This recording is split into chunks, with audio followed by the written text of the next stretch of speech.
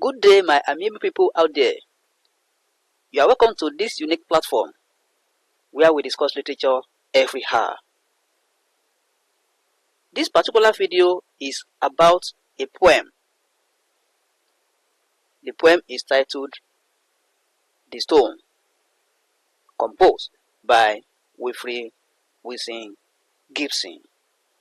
This poem is one of the recommended poems by WAEC and NECO in the 2026-2030 Harmonized Syllabus. Let's go ahead and appreciate the poem. Now, before we continue, if you are new on this channel, I will advise that you click on the subscribe button so that you have access to all our videos, the ones we have produced and the ones we are about to produce. The Stone by Wilfrid Wilson Gibson. The Stone, quote and unquote, is an 11-stanza tragic poem composed by W. Gibson. It is about a young woman who is in shock because of the sudden death of her lover. Her lover is a quarry worker and is struck to death by a big stone in the quarry. The young woman received the news shockingly from some fools who rose to break the news to her before the poet reaches her. This is why the woman was in total shock for complete 3 days. This is just the introduction to the poem. She just opened her eyes down, seeing everything, but couldn't sleep. When the mother of her lover wept, she couldn't. She goes to the poet to cut a stone for her lover. The poet was afraid to look at her grey eyes. He feels as if the eyes are taking his breath away from his heart. The woman feels fulfilled after the stone is successfully cut for her lover and dies. That's the woman. Now, let's go ahead and do the analysis of the poem, stanza by stanza. The poem starts abruptly in stanza 1 on the 3rd day of the unfortunate incident discussed in the poem. This is style we call media res, and it means a drama or a novel, because it starts from the middle.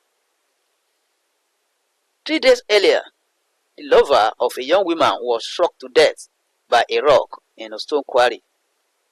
The woman then comes to the poet to cut a stone for him, just as a mark of respect for her lover.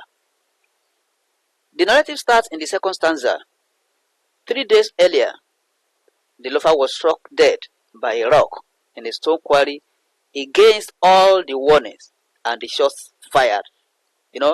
Before they blast stone in quarry, there's always a signal given to the people around to run to safety.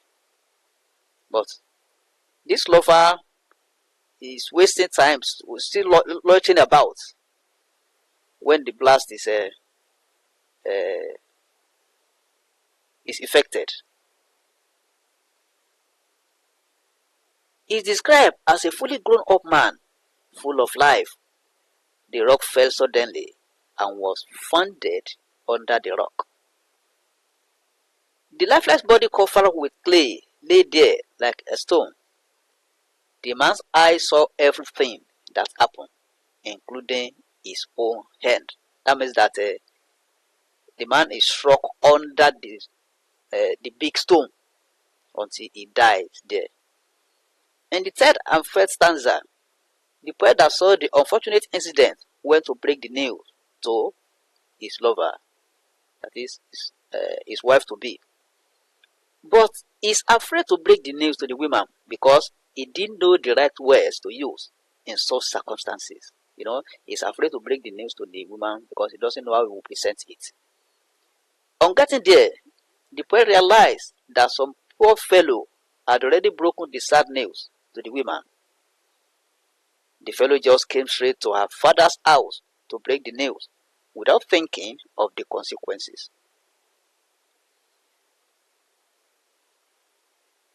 The woman, on hearing the news, became still like a stone, and the people rushed out, leaving her in that condition. You know, the news was too sudden for her to bear. She was alone when the poet arrived and couldn't utter any word. The poet instantly knew that the woman knew everything that happened. Instantly he knows that some people have already come to inform her of the unfortunate incident. In the fifth stanza, because the woman was out of her mind, she couldn't cry nor moan. The mother of her lover wept, she couldn't weep.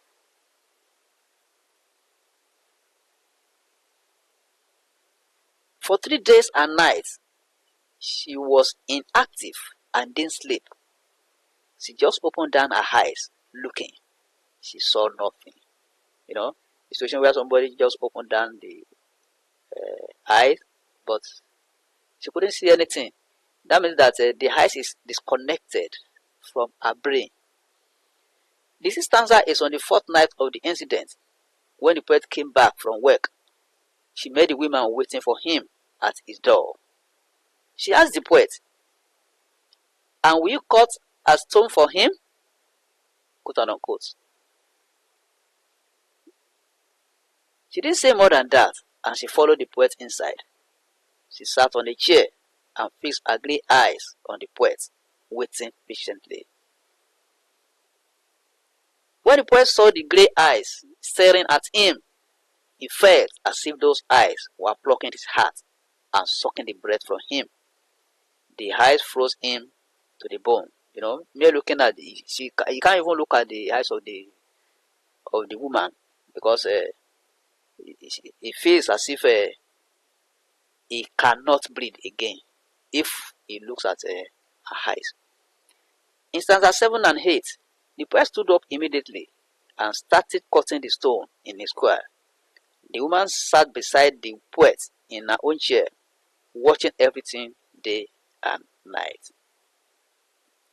As the poet cut her lover's name, she was watching each stroke, but didn't utter any word, nor make any sound or much murmur. It's only the sound of the stroke that was heard. In stanza 9, her eyes were fixed on the weakened hands of the poet, watching him with bloodless lips, bleeding inwardly. Every stroke cut by the chisel made a deeper cut to her heart. The woman was dying gradually. That is, the woman she's already dying. Let's go from the poem. And every stroke my chisel cut, death cut still deeper in her heart. The two of us were chiseling together, I and death. That is, the man is chiseling, cutting the stone, while death is also chiseling to the heart of the woman. That means the woman is dying. In stanza 10, when the poet finished his work, as if she was satisfied, she breathed her lover's name and with a sigh passed slowly to the door and never came to him again. So the woman feels satisfied there, since the name of her lover has been cut. In the last stanza, the next night, the poet worked very late alone because he was cutting the name of the woman on the stone. She was dead. That tells us that the woman is dead. Mere cutting the name of the woman, also, that means that the woman is also dead.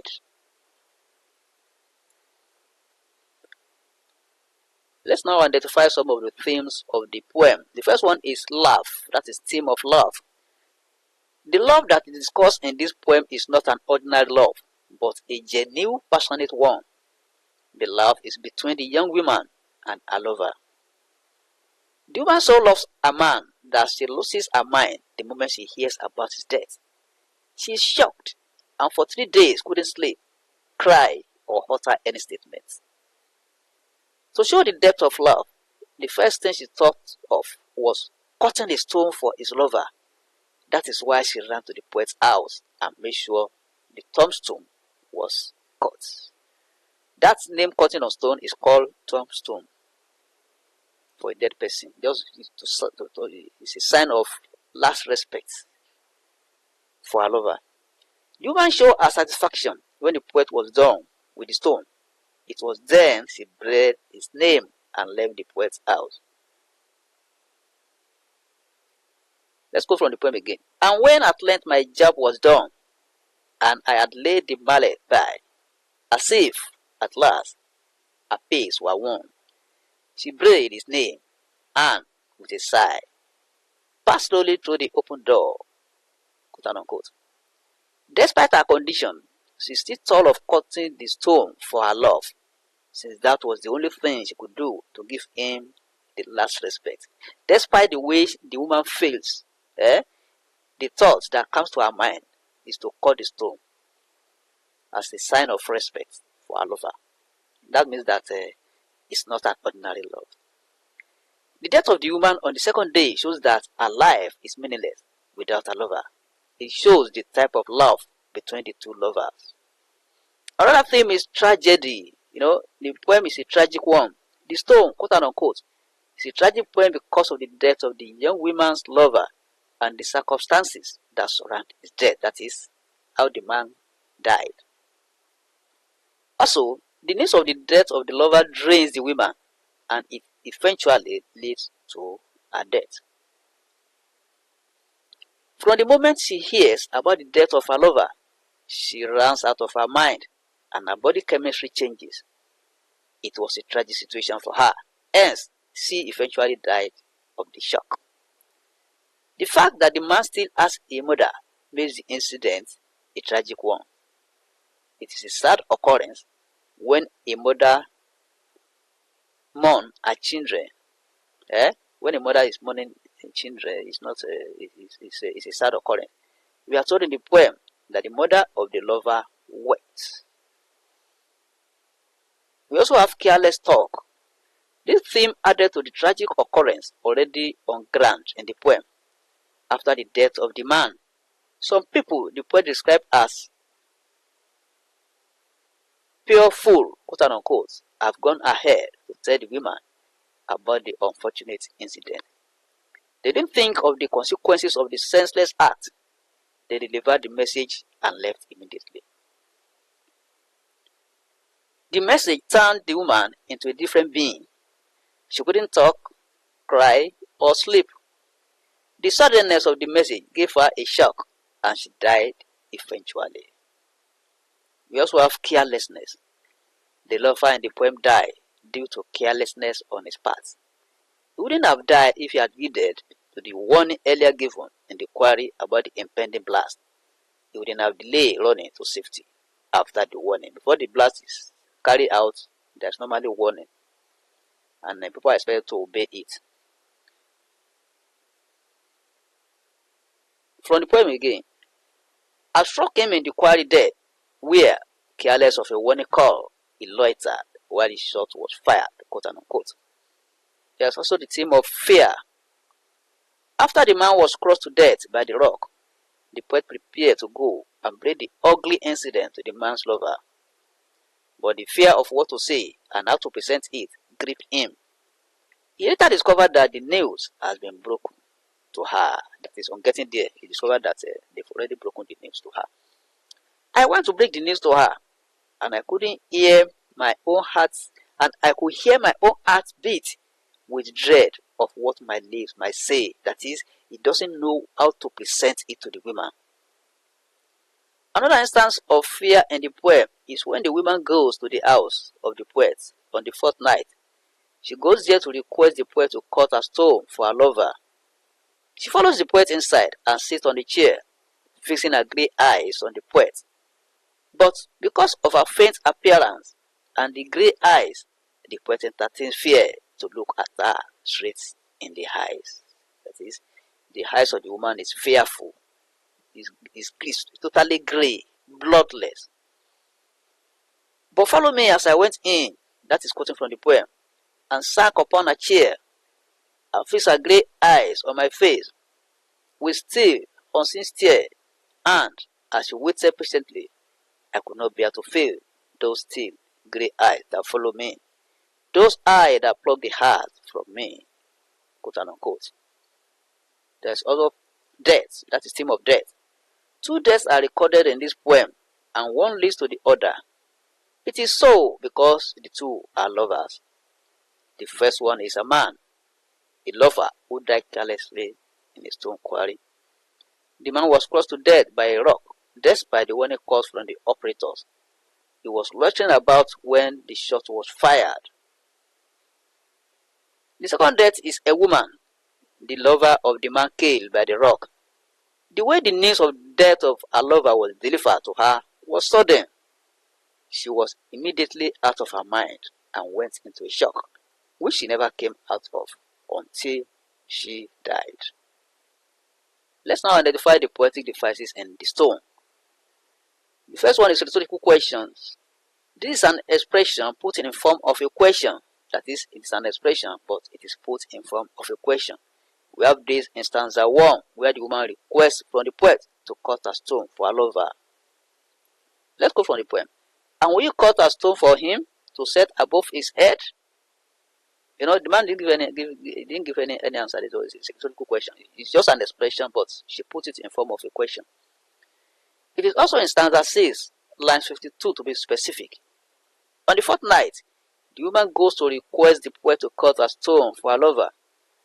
It is the same request as we have in the first stanza. The next one is alliteration. This device is used in poem for sound effect, that is a figure of sound. In alliteration, a consonant is pronounced at the beginning of two or more words in a line of poem. We have them in these lines. You can check them. We also have metaphor. This is a direct comparison of two things without the use of as and like. A metaphor doesn't liken something to another, but says this is this and that is that. We have metaphors in lines 16, 32, and 92. Let's check it there. We also have simile. The literary device compares two things with the use of like or as. It is used in lines 17, and still as any stone he lays. 64, and cut my marrow like cold steel. 72, and like a ghost she came. We also have personification. In this literary device, the inanimate is given the attributes of the animate. This brings more life to poems or any literary text. We have it in lines 35, 60, 61, 62, and 63. These personifications are used to describe why the poet could not look the woman in the eyes. Personification is also in line 87. Death cuts still deeper in her heart. This describes how the woman dies gradually. There is also the use of hyperbole. This literary device is otherwise known as exaggeration. This is when an event or occurrence is exaggerated more than necessary. And we have it in line 82. With eyes that seem to burn my hands. That's describing the eyes of the woman. The eyes of woman, the woman seem that it will burn the hand of the man because of the way she looks. We also have oxymoron. This is a literary device where two contradictory words are placed side by side in an expression. It is used in the stone in line 27. I struck life, lifeless. That's a word. You know, we have life and lifeless placed side by side in an expression. That is oxymoron. The poet is describing the effect of the sudden news of the death of the lady's lover on her. That's what is happening here. This is after the pure fool, quote unquote, delivered the shocking news to her. It means that the news made the living woman lifeless. We also have the use of antithesis. This is similar to oxymoron, but oxymoron has to do with placing two contradictory words side by side, while antithesis has to do with expression. This is the use of two contradictory expressions side by side in a single expression, that is in an expression. A good example of this is in line 49 of the poem. That seeing not, saw all. That seeing not, saw all. When you see somebody is not seeing anything and at the same time seeing all. Those are contradictory expressions. This describes the bereaved woman's vision when the poet went to break the news to her. Let's also consider the mood of the poem. The mood of the poem is sad and very tense. The poem is a tragic one because of the sudden death of the man. The way the unfortunate incident was relayed to the lover made the mood tenser. That is the way it was too abrupt, sudden. The woman was in total shock the moment she received the news. She wore a sad mood that she couldn't talk, cry, or sleep for 3 days. So, we have done the analysis of the poem. We've appreciated it. So, if you have any question, you can send it through the message box. And as I said earlier, if you are new on this channel, please try and click on the subscribe button and click the bell icon so that you'll be notified each time we release any poem. You can also invite your friends to join us because we have discussed some of the poems and the text recommended by WAEC and NECO. We are still going to do more. Thank you and God bless you as you are part of this development.